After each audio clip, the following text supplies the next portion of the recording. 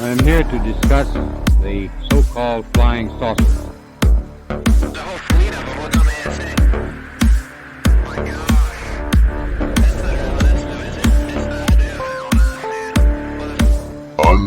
God. Unidentified. The acquisition of unwarranted influence, whether sought or unsought, by the military-industrial complex. Anomalous. We have spacecraft from another species. We do, yeah. How many? Quite a number. Since 1947, we have received and analyzed between 1 and 2,000 reports that have been made by credible observers of relatively incredible things. Podcast.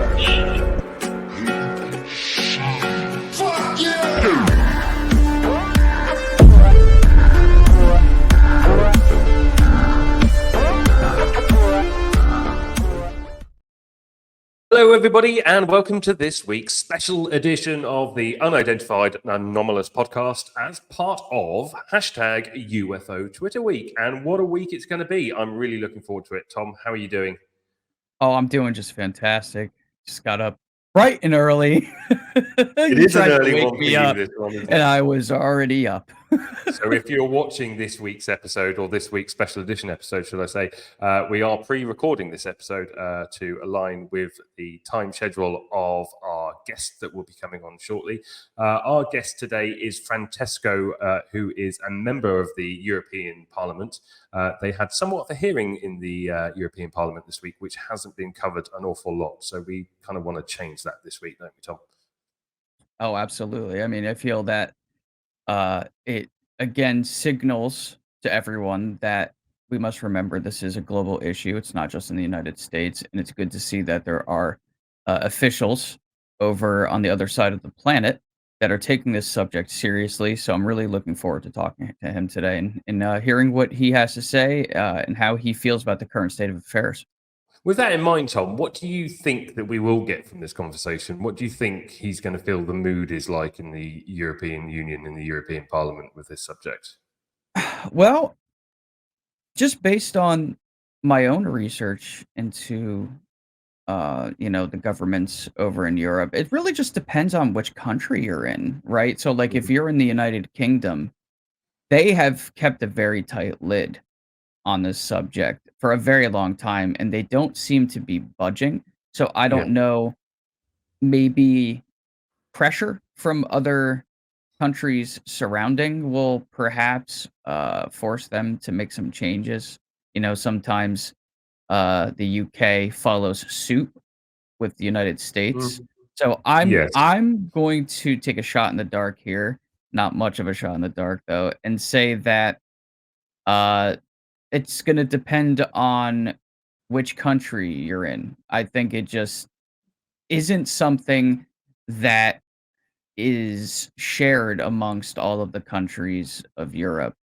Russia's very tight-lipped on this. China's very tight-lipped on this. But there are many other parts of the world that are not, that are very open about this, even more so than the United States. Like Brazil, for example, has been very open about this subject matter. But I feel that this hearing, I guess we'll just call it a hearing, it was meant to put pressure on the nations that still haven't gotten involved in this yet.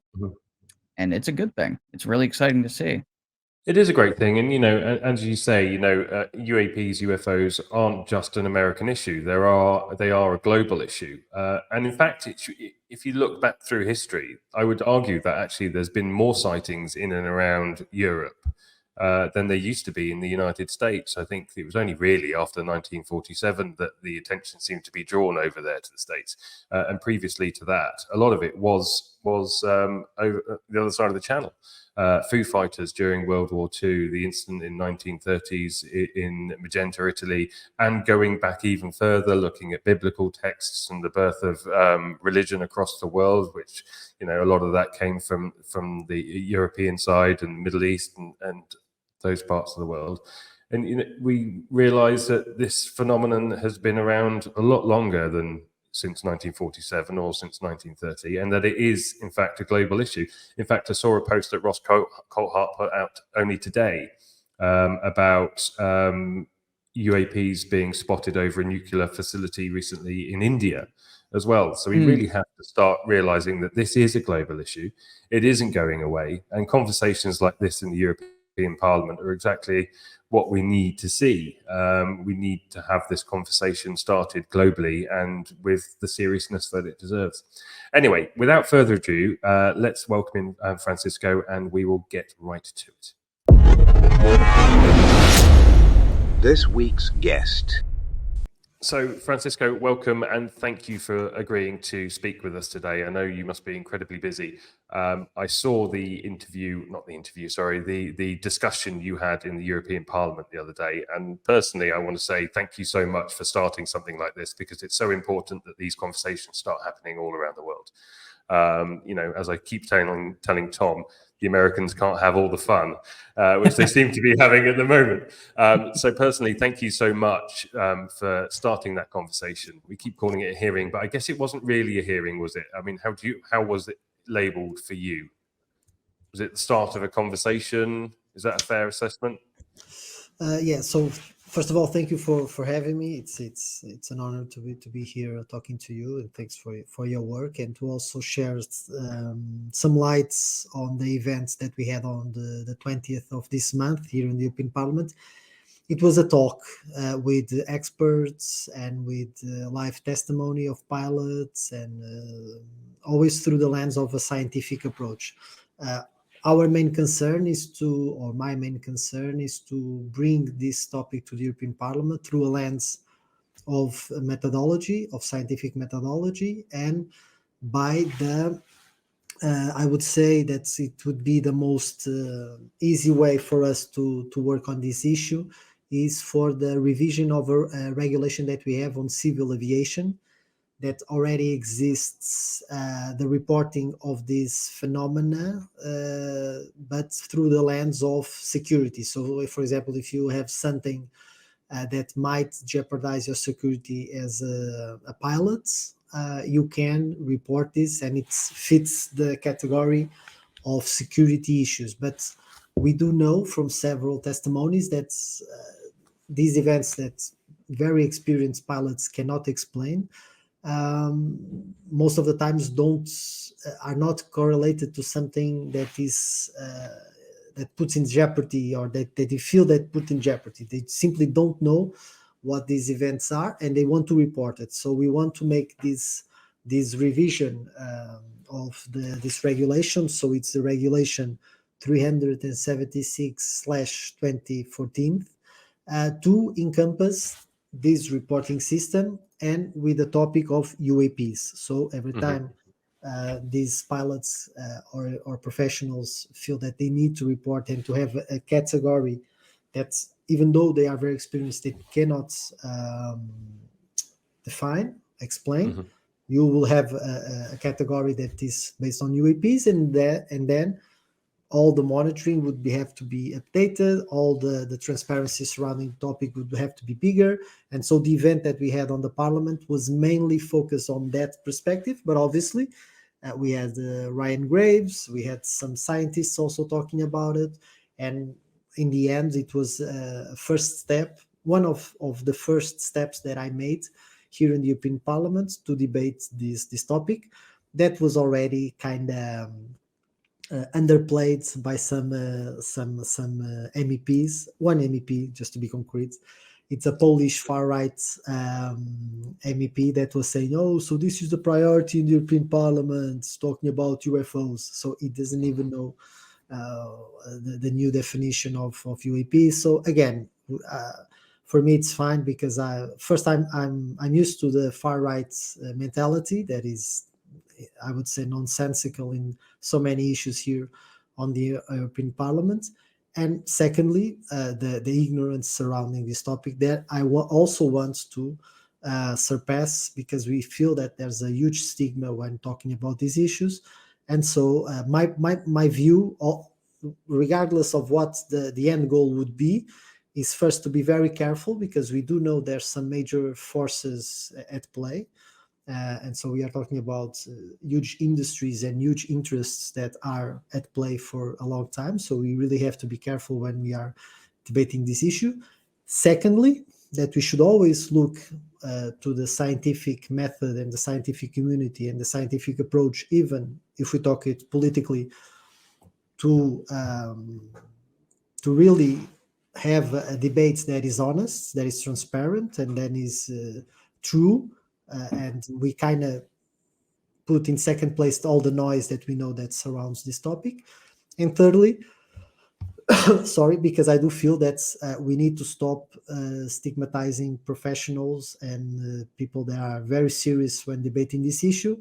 And we know that in politics, this issue is very, very undermined. So the work that is being done by several politicians in the US from both aisles, which is very, very interesting, but also the work that I'm starting to do here, and I wish in the next mandates other MEPs can do it also, might shine a light on the path that we should be doing. Because in the end, let's imagine that this is nothing. Perfect. So in the end, it's nothing.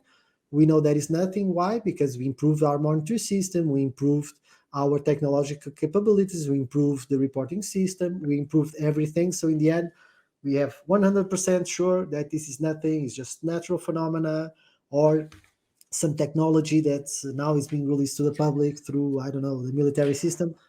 Let's put it like this. We can't even reach that end goal, but we only can reach it if we have the data and we have the transparency supporting this debate, or else we'll always be run over by noise.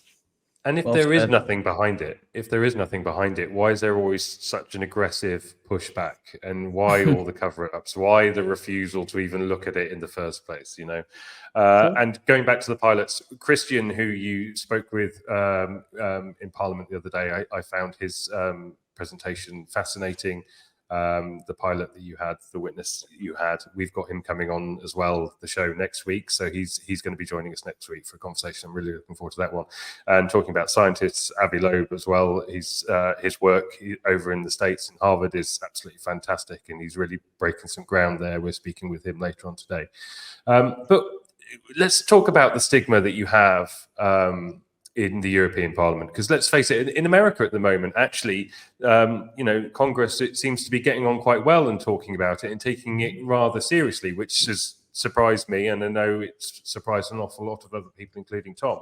But what is the stigma like in the European Parliament at the moment? I mean, you've spoken about one person, but generally, do you think there is the mood that this could start to be taken more seriously now than it has done in the past? Well, I think there's several layers. I talked with some institutions and some professionals surrounding the EU institutions, and they have the feeling that this should be brought up in a more scientific way, with less stigma, but it has to come with the political will. So if you don't have the political will, these professionals don't feel that it's safe to push this agenda.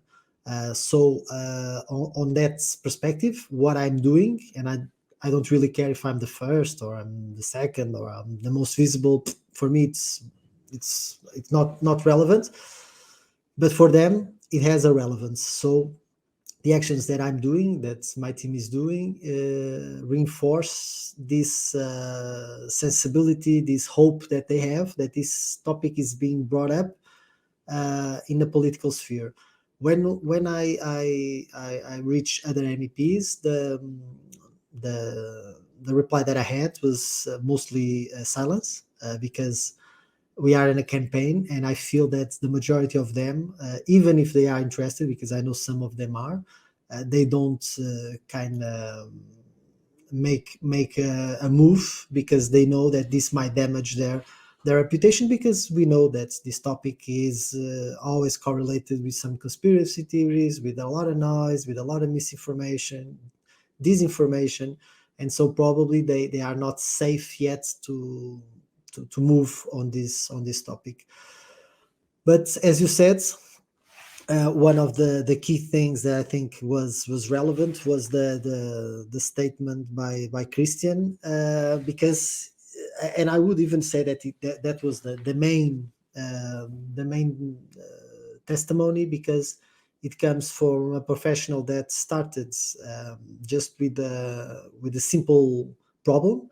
That was he wanted to report this phenomena, and he doesn't know, he doesn't have a procedure, that he feels that it's safe, that it feels that is reliable, that he feels that has a following. And so if a professional that flies thousands of hours, he's been in the job for decades, and has huge professional experience, so he clearly knows what he's talking about. If he doesn't have this system, we might pose the question, if he's just one, imagine the thousands of people that work on this area, what do they feel also? So again, for him to break out of that stigma, I think it was one of the, and have the courage and also the willingness to put his profession at risk, because let's be honest, he can also have that backlash. For me, it was a huge inspiration, and it also reflects, I think, this kind of afraid or lack of willing for the political members of the parliament, the political groups, the commission, the council, to really talk about this issue. Let's see if the next mandate there's someone in the parliament that has the courage to continue this work. But again, I would also feel that it would be a shame if this topic is grabbed by, for example, the far right, because they might use this as a platform to push for the discontent of the EU, the lacking of transparency, and so kind of that mindset of deep states stuff that really happens. And so we should destroy the EU, and the member states should have all the competences. And so it's kind of the debates that it's not productive for either side, for the project that we have here in the European Union, that is different from the states, because we are not a federation. We are a group of 27 member states that cooperate at several levels and have several political institutions, but we are not a federation. For example, when we talk about civil aviation, we have an harmonized approach in the single market, in the EU also, on safety, on travel flights, on labor. But when we look at the lens of the military, it's the majority of the competences, although we cooperate, the majority of the competences are in the member states. So this poses different challenges, and it's different from the US. But again, one of my biggest afraid is that this topic is, it's hijacked, so to say, by some political agenda that doesn't benefit the debates that I think we should be all having. That is, okay, there's something happening. How can we improve our system of monitoring, analyzing, and reporting these events? And with that conclusion, and with a scientific, probably multi-layered team of experts, how can we understand better this phenomena and draw the conclusions from that? And also having into consideration that, as you said, there's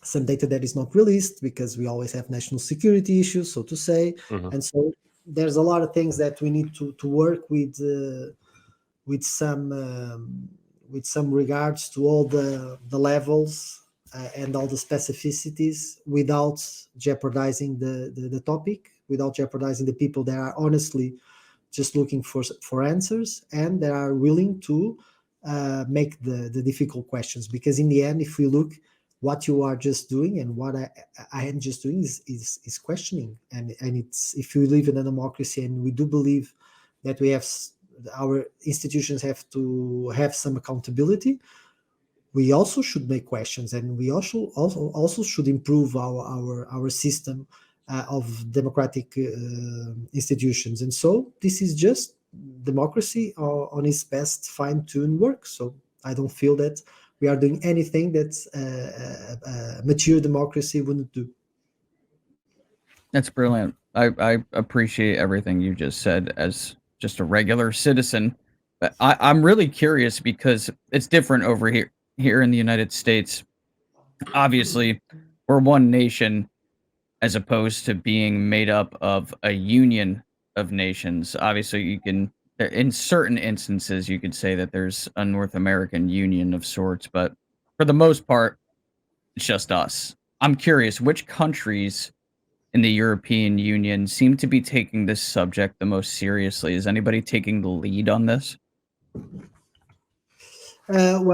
Individually, you have some examples that are interesting. For example, in France, you have an institution that monitors these issues that it's called GEPAN, and it's an institution from the state that monitors these events and reports them. And it's interesting to understand that they have a different perspective on this topic. The Belgian also had some issues a couple of years ago, and they also were covered in the media in a very professional way, very interesting way. So even the military came and make a debrief about the subject. But then again, I think overall it's a topic that the majority of the citizens correlate with the US and are not. They don't really feel that is a EU-based topic, although we know that this is a worldwide phenomena, so it's not just based on the US.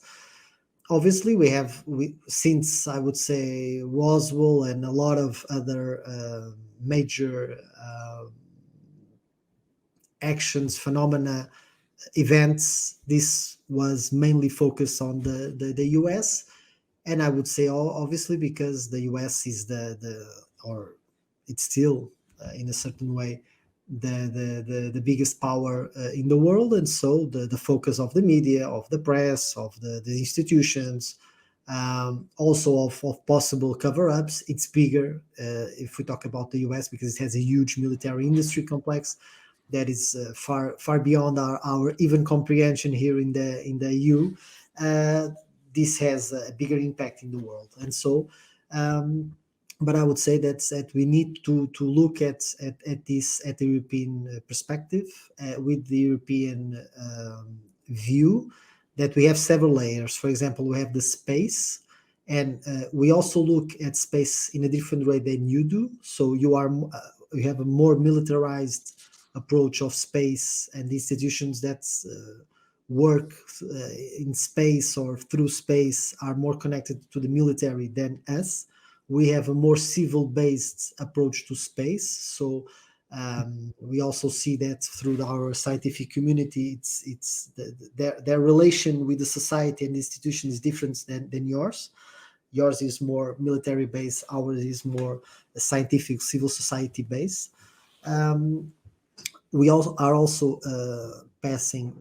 The Commission is like the government of the European Union. So you have three big institutions, so to say. You have more, but these are the main ones. So the European Parliament, just to explain a bit for those that are in the US and may not understand how we work. So we have three big institutions. So we have the EU Parliament, that is what I represent. So I'm a member of the European Parliament, and every 5 years we have elections to the European Parliament, and the European Parliament is 720 seats.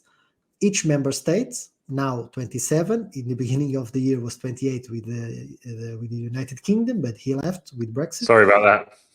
Now it's populist in action. Now they are in a recession. It's a, how do I say, shit show. I live in Morocco now, so I can't talk. It's a shit show, but it's what it is. And so each member elects a group of MEPs. For example, Portugal has 10 million, so we just elect 21 members. And then in the elections, we decide if it's more center-right, if it's more center-left, if it has two from this party, 3 from that one, and 5 from the other. And in the end, just 21 MEPs, members of the European Parliament. When we are elected, we go to the EU. So we go to the European Parliament, and then we make blocks. For example, I'm elected by a party, and then I go to here, to the European Parliament, and then I join the Greens IFA Alliance, which is the group of the Greens, so to say, center-left, moderate, progressive. And so I was elected, and now I'm this group. This group, with all the MEPs from all the member states, has more or less 72 MEPs. It depends, because now we had another, but more or less 72, so 10%. and then all the groups compose this like huge chunk of MEPs, 720. Then we have the council. The council is the member states that are represented in this institution. So, for example, all the prime ministers are represented there, or the ministers of agriculture, or the ministers of finance, and then they also have like a position that is traditionally more conservative because they have their sectors, their industries, and so it's a vision more nationalized than the vision of us that are here in the parliament. They have a broader vision that is more EU based. So we kind of look at the EU as a whole, and the council tends to look at it in a very conservative and very narrow nationalistic view, even though they can be progressive, liberal, green, whatever, but traditional, they are a bit more conservative. And then after we elect the European Parliament, we do elect with the council the European Commission. The European Commission, it's proposed a name, in this case von der Leyen. She's trying to run for the second mandate, but other candidates may arise. And then there's a political decision with the support of the council. The member states say, okay, yeah, we do like this person because she kind of reflects the overall majority. And then she's presented to the parliament. The parliament votes. If she's approved, then we have the commissioners for Commissioner for Agriculture, Commissioner for Fisheries, Commissioner for Environment, and they also pass the auditions. So we have auditions, and we debate with them our priorities, and then we vote also on them, and then they pass. And in the end, you have the commission that has the president and all the commissioners. And so they are the ones who propose the legislation. Why am I talking about this? I didn't forget, because the Commission now is proposing the European Space Law. So they are the ones that first proposed the new laws, the EU laws, and then they come to the Parliament. We also make a position, and then the Council also makes a position, and then we have 3 documents, and then we decide between the 3 how it's composed, and in the end is the final approval. So you kind of see that there's a lot of layers.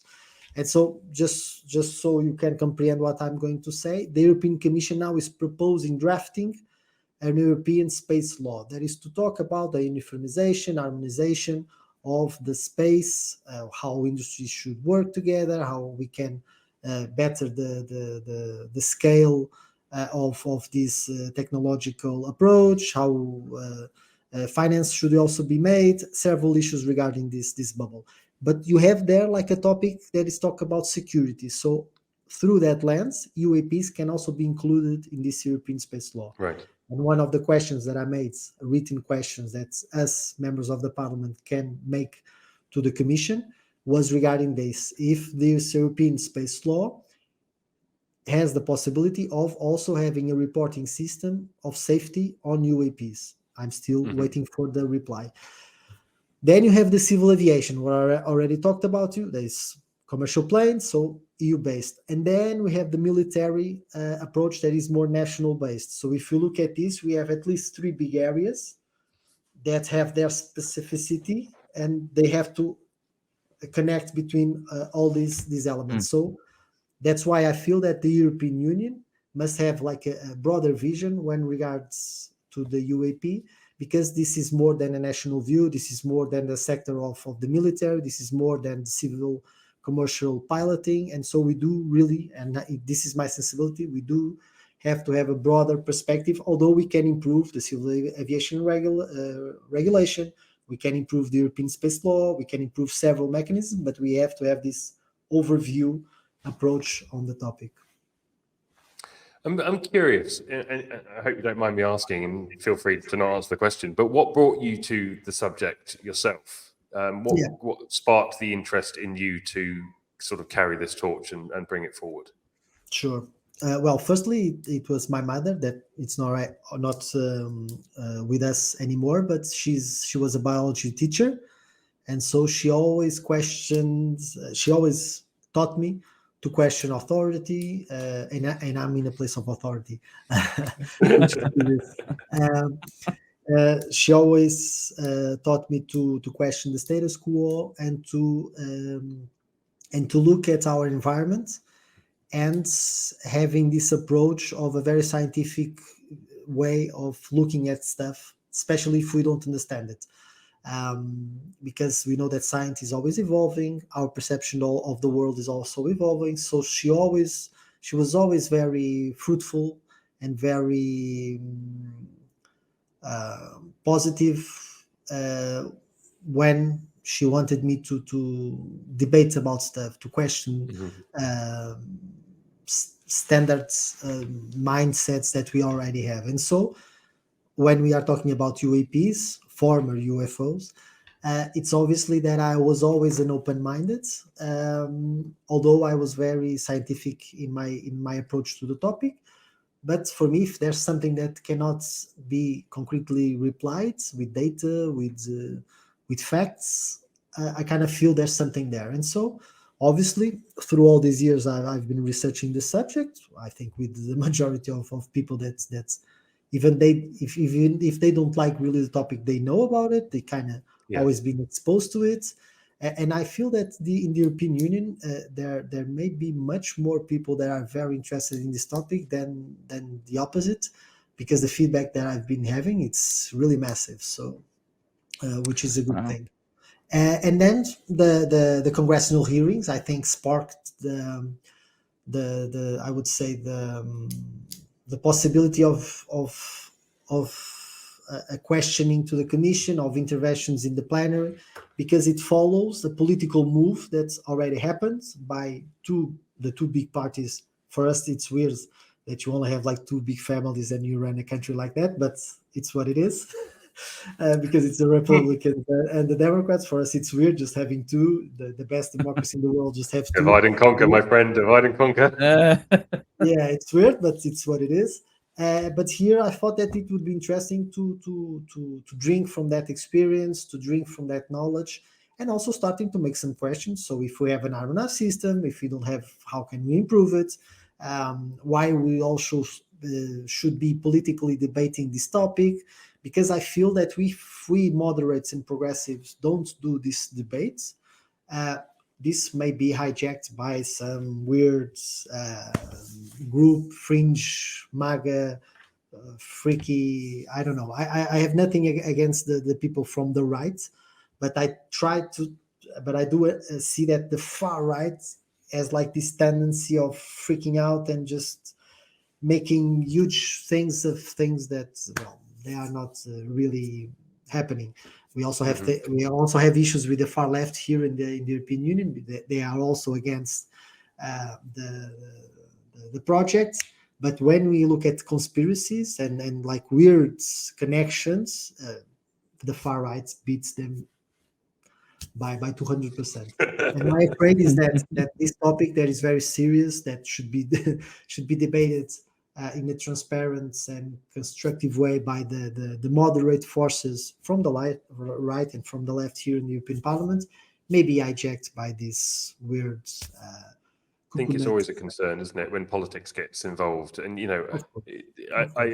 need politics, but as you said, the far left and the far right, you need more common ground, more in the middle, and to get things like this done. Otherwise, extreme narratives can be created that don't actually represent the truth of the matter that's going on.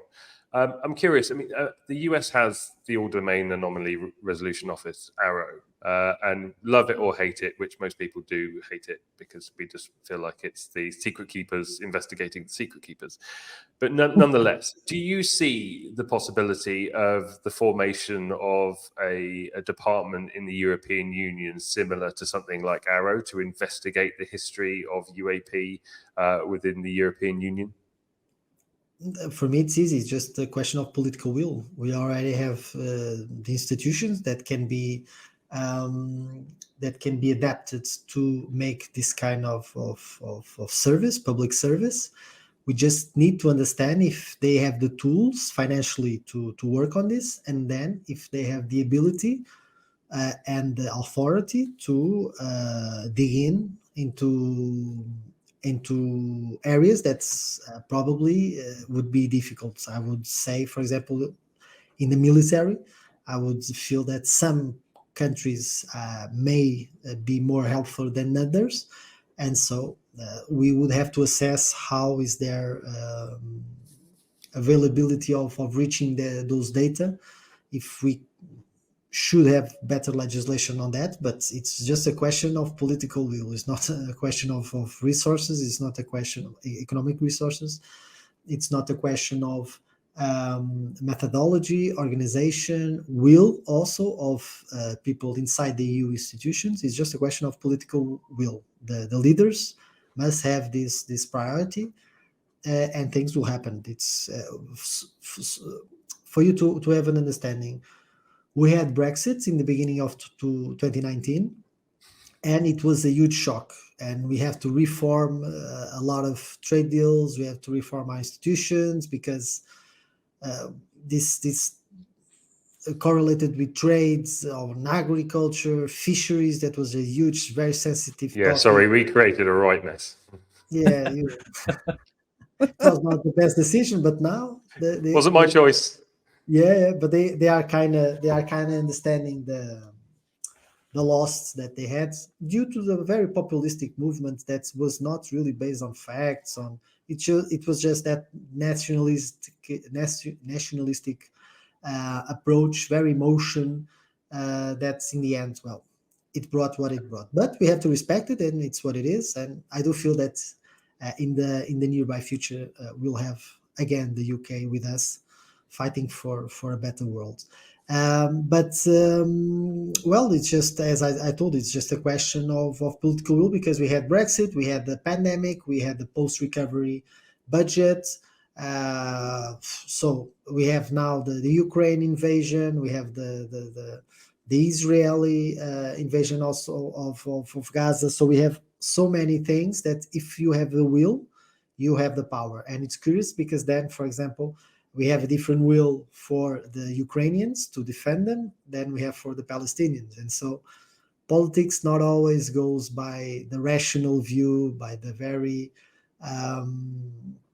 by the most important issues that we face. And sometimes, well, we kind of miss those opportunities. But again, if there's a political will, I don't see von der Leyen talking about this issue, but we might have someone, a commissioner, that might be interesting. But again, since they are like a group, it would be difficult for any commissioner to advance on this question if they don't have like at least the support or the understanding. I would not say the support, but at least the understanding of the remaining of the commissioners and the president to start talking about it. But we never know. So I'm going to shift us into a different gear, because I have a lot of different things kind of stirring in my mind. And being that you're a member of European Parliament, you know, it's not every day that everyone gets to have these types of conversations. So I'm going to use this time very wisely. Sure. How seriously do you take anecdotal evidence? Obviously, if you go and look through literature and the internet and pretty much anywhere that you can find a UFO report, this has been going on, at least seemingly, since before the advent of flight. We have Alexander the Great talking about flying shields in the sky, the book of Ezekiel. There's obviously something that has been with us, at least to me, this is my personal opinion, something that has been with us since perhaps the beginning of time. But unfortunately, whatever it is so elusive. It's not something that you can necessarily always apply like the regular scientific method to, right? You can't put it in a jar. You can't take it into a laboratory. Typically, it comes, you see it, it goes, and you're kind of left with 10 million questions and a story. But do you feel that the data would suggest that the anecdotal evidence coming from just people talking about their stories, how important is that in this whole general picture, aside from like concrete scientific evidence, measurements and such? Well, I would say that our understanding of the world is constantly changing, and also our perception of what we are as an individual and civilization, and our place in the earth and in the universe. So Before we thought that the Earth was flat, and then we kind of discovered that it's not. Although we now have some theories that it's flat. So yeah, we do have Well, some weird. you can't cure stupid, can you? It's an oblique spheroid. Exactly. So we do have some weird things that all the planets are circular, and then we just have this one that is flat. It's And the donut one. I like the donut one. exactly. So, we do have weird theories, but again, we do have a better understanding of the world that surrounds us, of what we are as humans, and this also makes the basis for us to be very humbled when debating things that we don't understand. And I think that should be the principle that guides us. We don't know. Okay, cool. So if we don't know, let's try to find out. Back then, the sightings were mainly visual. They were not based on other tools that could help them understand if it's a natural phenomena, that is a mechanic. So their also interpretation could be mainly based on that. I'm not saying that it is solely, that it is not that, but it was mainly due to their perception, visual perception. I would say visual, because I'm talking more about phenomena. That's fair. That's a really fair point. Yeah. And so their correlation to their worlds may pose some difficulties trying to explain that, and that's why probably some of them talked about things that were not even conceptual for their mindset. And so for us, it would be obvious that it would not be that, or it might be that, but well, again, it's different. Nowadays, with the advent of the scientific methods, several years of improving our tools, we do narrow those events to a very short, those that are reported, to a very short percentage. But again, by the reports of very credible individuals, those phenomena have physical characteristics that are very difficult to explain with our current technology. So we might have at least two options. First, it's technology that it's ours, but it's not available for the overall public, which is difficult to comprehend because some of these technologies really, really far from what we might have even in the next decades. And also, sorry to interrupt, just to add to that, it's been seen since 1930s, 1947. Sure. So if it was advanced technology, back then it was even more advanced technology. Doesn't make sense. Sure. If we find that the data is being true and honest, which I think in some cases it is, it also poses that question. So even in 50 years' time, the technology is still very, might be very advanced, and especially if we look at 50 years ago or 60 years ago. So again, that poses the question of a huge leap on our human technology. If not, it may be a natural phenomena that it's also very hard to explain by our current understanding. And if it's not like a natural, so to say, that's it's not bound by the physicalities of the elements, and it's made, it's expressed by an artificial hand, so to say, on the environment. So it has like a mechanistic and non-natural way of expressing itself. It poses the question what it is. That's why I feel that's we also have philosophical questions regarding this topic, even if in the end we kind of see that this is just explainable by our new tools, by our new monitoring system, by a refinement of our reports, by a multi-layer community of scientists that analyze this data. The thing is that for now, the debate is undermined by lack of transparency, by lack of access to data, by lack of credibility of professionals that experience these events, And this opens the door for a thing that I also feel that is being used is disinformation, which poses the question why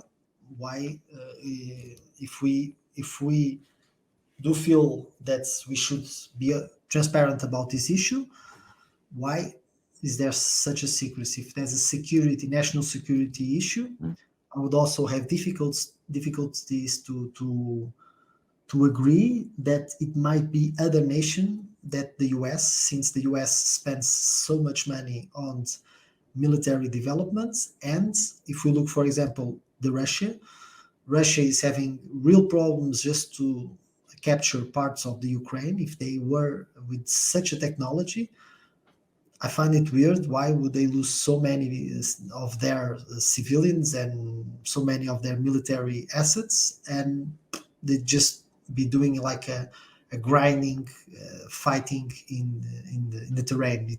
It's not even logical to It's an excellent point.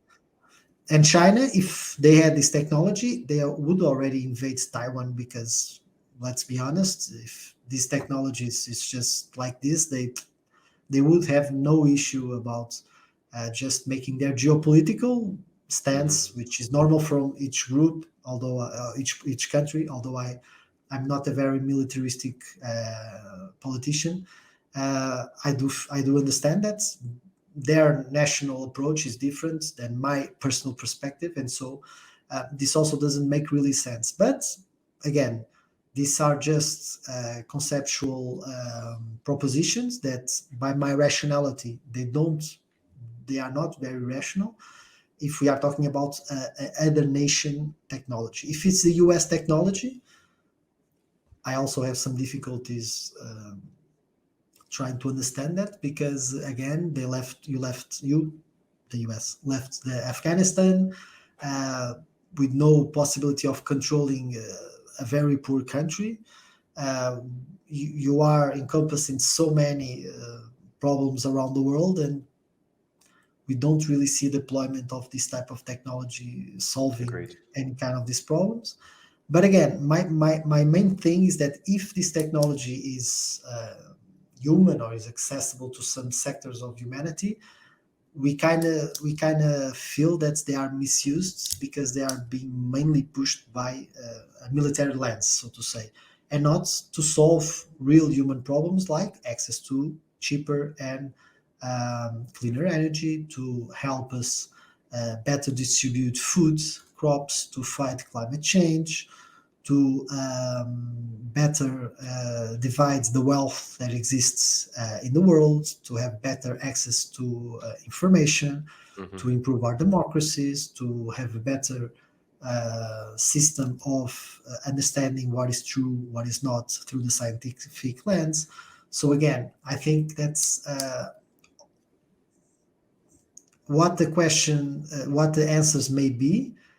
They are not pointing to the improvement of our democracy. That's why I do feel that the movements that are being done by you, by professionals in this area, by some politicians, it's a statement to improve democracy, transparency in our institutions, and to improve our system. Or else citizens will be left with a huge doubt of what is the government's role in all of this, because the role of the government should be to support civil society, to help solve problems, to make bridges between different positions and different nations. And in the end, if we have access to this technology, may their source be whatever it is, if there is such a technology. Again, we don't really know. We are not using it in a proper way, I would say. But this is just considerations. No, these are just considerations of the possibilities that might arise. Do you think that funding raises a big issue here, like political funding? Because, I mean, you have to look at some of the politicians over in the States who, are receiving mass amounts of funding from private aerospace contractors. You've also got, fossil fuel companies investing heavily in politicians, oil companies, everything like this. All these massive companies that have so much of a grip on the world and so much money, power, and influence behind them being allowed to fund certain political people and parties. Do you think that is a major contributing factor to why we are not pushing forwards, why this is still a joke? Because let's face it, if there was a way of getting free or very cheap renewable energy, and if everybody, I mean, Stephen Greer says it all the time, whether you believe him or not, the idea that you could actually have a little box in the corner of your house and it powers your house and you're never connected to a grid ever again, that's going to destabilize the monetary system, the fiat money system globally, and there isn't the mechanism to come back from that yet. Do you think more work needs to be done behind the scenes to make the world ready for a stage where we may not have to rely on energy prices the way they are? I mean, like 90% of the value of cost of any item is the energy to produce it, manufacture it, distribute it. So when you actually take the possibility of free energy, I mean, that's going to have a massive change on the world, probably quite a destabilizing change on the world to begin with, to then get to a period where actually we come out the other side of it much better off, further advanced than we've ever been. And also, we're in a world that's completely divided, knowing that we're not alone and knowing that there's something else out there, some other power, some other influence from another planet, another species, another dimension, whatever you want to do, pick it out the sky, whichever one you think it is. That has the possibility to actually unite mankind. So when people don't get behind this, I just see they're doing it on purpose. It's fear-led and it's control-led. Do you think that that's a fair statement? Do you think that that is one of the key contributing factors? Well, first of all, the system of political finance in the US is different from the one that we have here in Europe. So ours is more transparent. We cannot be funded by corporations, which for us it's very awkward.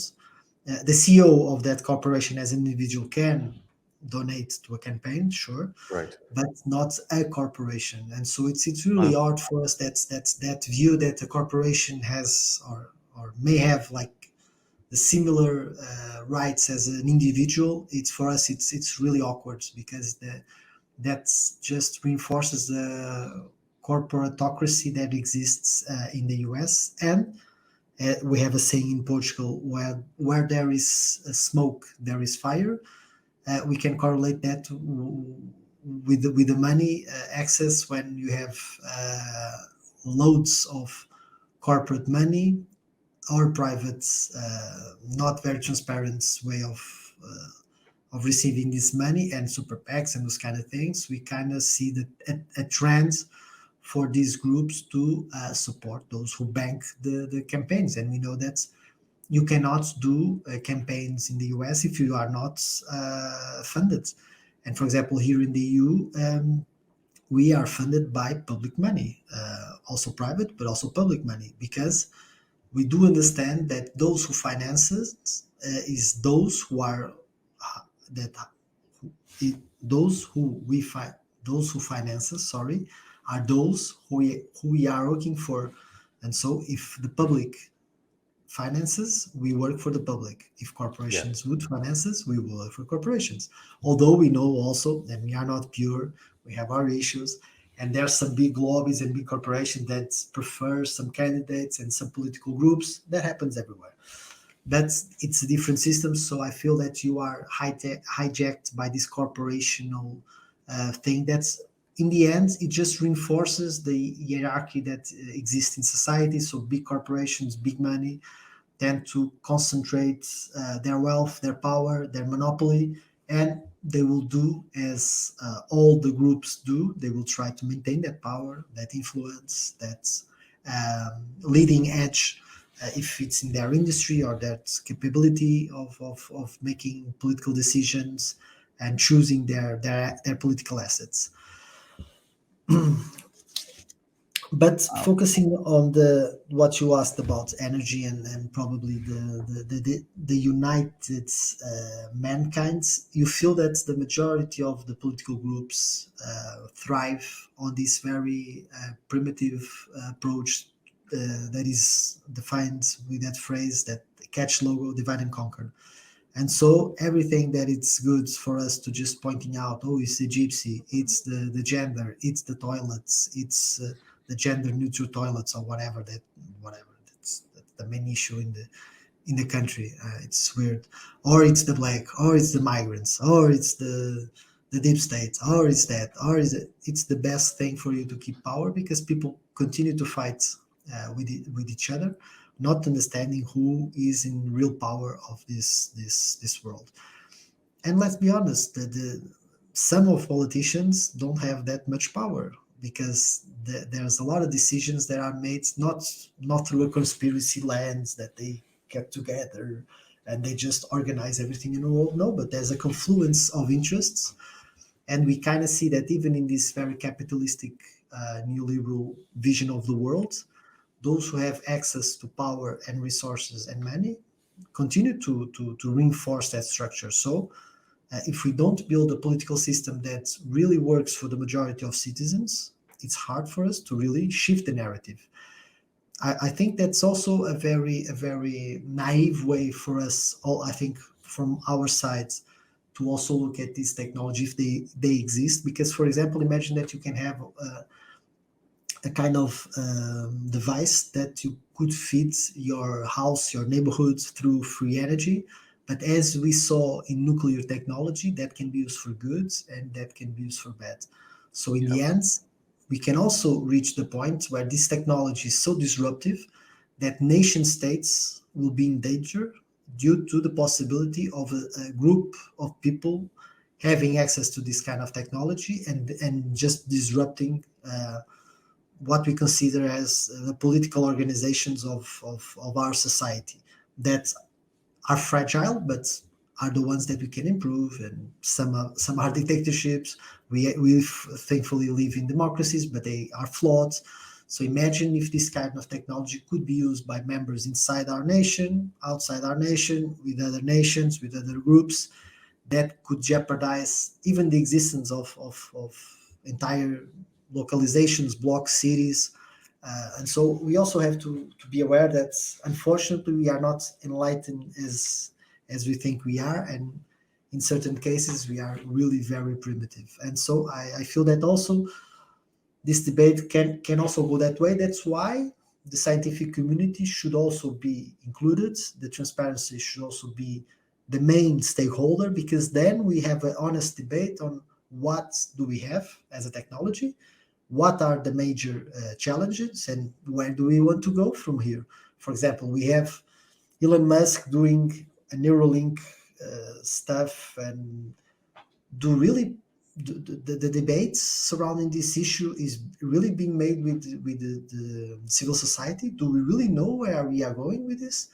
Are we just trying to just follow along some tech developers and then just being surprised when some technology is depleted in the society, deployed in society? Because, for example, transhumanism is not debated in a society, and for me this is really scary as a father and as a politician. Read. Why aren't we debating? I was in Japan talking about with certain companies when I was debating the EU Act, that is the AI Act, that is the regulation that we now have in the European Union to regulate some aspects of the artificial intelligence. And I was debating with technicians and people that are very deep on this topic. They are very nerdy. They do know all the equations and the possibilities of us improving society, this and that. And then I ask a simple question: where does it stop? Where is the red line? Do you talk about transhumanism? Is any correlation? So there's a chip in the brain, or like a connection between? Because this is, for me, it's very simple. We had problems in the eyes, we put some glasses. We had problems in the legs, we put some prosthetics. So even the conception that in the future some people might use this to enhance themselves is a thing that we should be debating without conspiracies, without paranoia, but we should debate as a society, where should we go? And this is not being debated. And so again, if we have the same thing on several other sectors with other different technology, that even from our primitive brains is difficult to comprehend, I think that we will be overrun by a very small minority of individuals and institutions that will push their agenda, whatever that will be, on us. And then you have the inequity rising. So we have people with a lot of resources, with a lot of capabilities, also capable of changing society through the political lens and through the political groups and through the political institutions. And then we can end up in the dystopia. I always remember that book that is really good from Orwell, 1984, that kind of shows us that we still don't understand and grasp the potential of even governments having access to this unchecked technology, or corporations. We can end up in a very weird place where liberty is just the liberty for you to choose between 3 brands of shampoo, and where you put your kids, if it's a private system of healthcare or a public one or whatever. That may be the conceptual perception of freedom in the nearby future. And I think we should really think about this and debate with civil society. Where are we going? Because no one knows. And I think that this should not be strict to this kind of technological groups, and I think we should talk more. That's super insightful. It's amazing to hear someone out of Parliament bring up George Orwell, because it's so spot on, and we should be having those types of conversations. So here we are at this point. What happens next now that this conversation has been had within the European Parliament on UAPs? What are the next steps over maybe the next 6 months? What are you guys planning on doing to push this conversation further down the road? Well, now we are entering the election period, so we'll have the last plenary in April in Strasbourg, where we'll vote the last packages that are on the table. So all the regulations, directives that need to be passed, all the positions of the parliament. And I don't feel that there's a political will to go deeper into this question, because I already did questions to the commission, interventions in the plenary. I made an event with these professionals and scientific community in the parliament. It was mainly reported by people like you. So again, thank you very much for having this very transparent and very scientific base and very honest conversation. The traditional media did not report on this, just one minor example, I would say.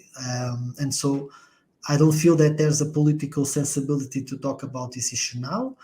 I hope that the new mandates, although if the projections show and correlate with the reality, the projections show that this will be, the next mandate will be very conservative. But when I say very conservative, I would say with the huge increase of the far right, which doesn't really help these and other debates, because we are still fighting climate change. We have issues regarding inequalities in Europe. We have huge things correlated also with our dependency on Russia, and these groups are very fan of Putin and those kind of dictators. And so it's kind of weird that we are democratically voting or voting also to include more people from these groups that don't really promote the EU values. But the campaign is running. Let's hope they have fewer members that the projections make. But it will be a mandate that will be very difficult. I think that the majority of the struggle would be to maintain some climate measures, also on agriculture, on energy, on transport.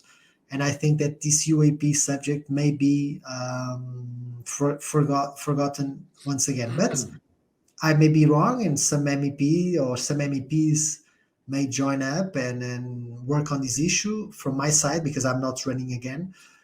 From my side, anything that I can help, I'll always be available, obviously. But it will not be me that inside the EU institutions will be leading the way. I was just going to ask, are you running again? You've answered the question. So with you not running again, do you have somebody in mind to spearhead this going forwards to ensure that this this carries on, or are you not quite at that place yet? Well, I think the work that I've done also opened the door for other people to build on it. So we have the possibility of improving some regulations, namely on civil aviation. We have the possibility of the next European space law also contemplate this topic of UAPs. We also, I forgot to say, but I also made an amendment on the resolution for the next year EU budget. So we have a budget in the European Union, and each year we decide with the margins what we do and allocate to which program. So it's more for international help, it's more for agriculture, it's more for Erasmus, that is a program of students here in the European Union, it's more to cooperate militarily, so on and so forth. And one of the amendments that I made to that political recommendation, because the numbers will follow in the next mandate, because we are in the mandate, so this is just a political recommendation, was to reinforce the financing of the European space law, so it could encompass the possibility of studying UAPs. But in the compromise of all the groups, the major compromise didn't include that amendment that I made, so it fell. Sorry, my English sometimes, but it fell, and so in the end, the compromise amendments didn't have that one. But again, if you have the political will, you can do a lot of stuff. It's just a question of you wanting to do something and not being afraid of the repercussions. Because in the end, and for me, this is what guided me through my entire life.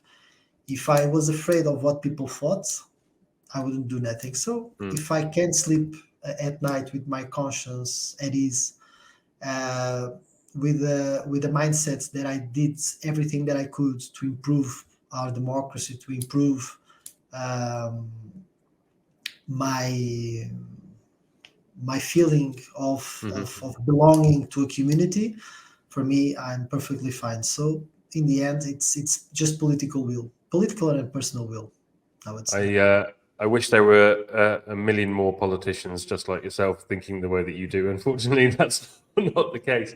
But I think, politicians, if anybody's watching this right now, your politicians are there to represent your best interests and listen to what you're asking and the questions that are being raised. So if it's not being taken seriously enough in your own country or in the European Union, then it's the people that need to make a stand, and they need to say something. They need to speak up and say, this is something that we're interested in, and we want the answers for it.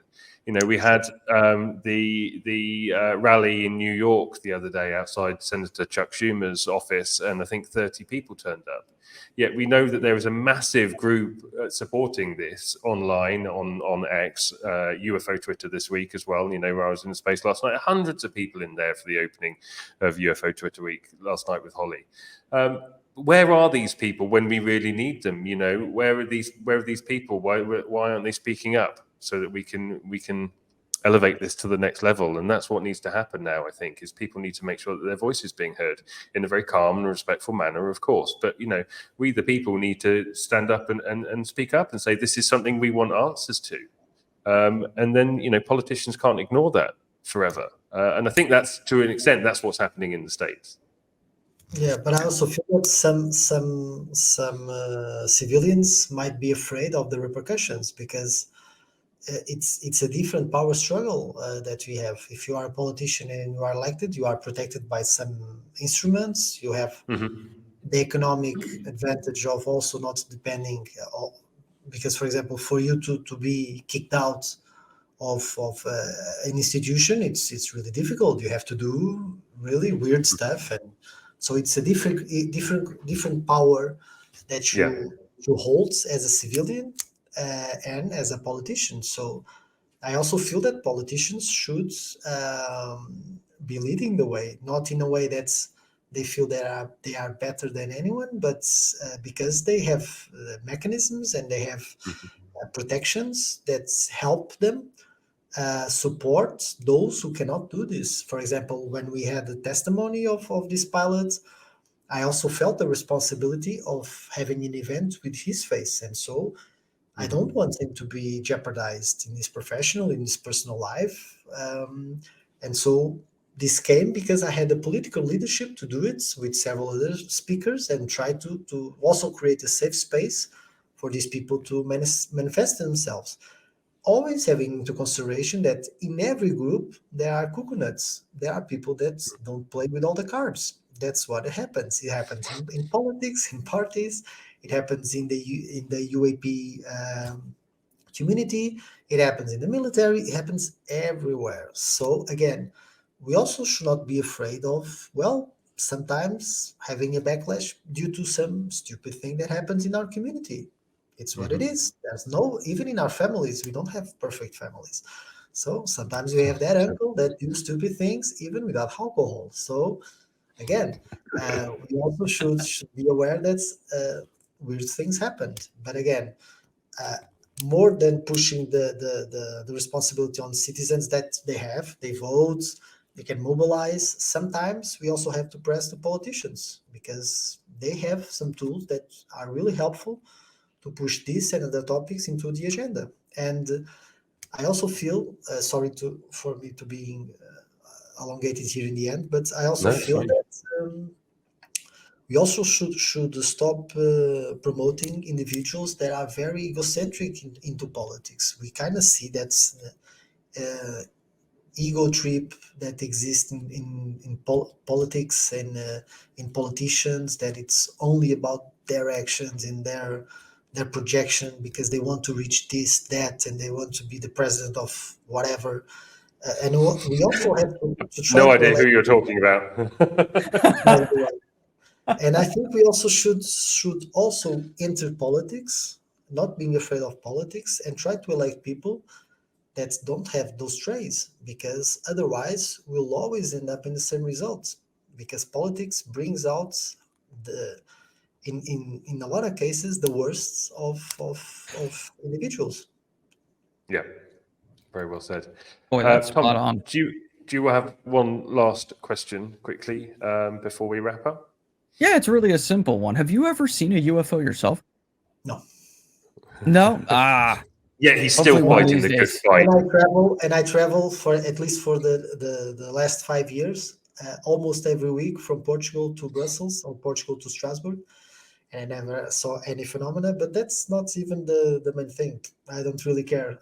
I care about the community that has professionals that saw these phenomena and they cannot explain it, and they just want a transparent system to report, to monitor, and to analyze what it is.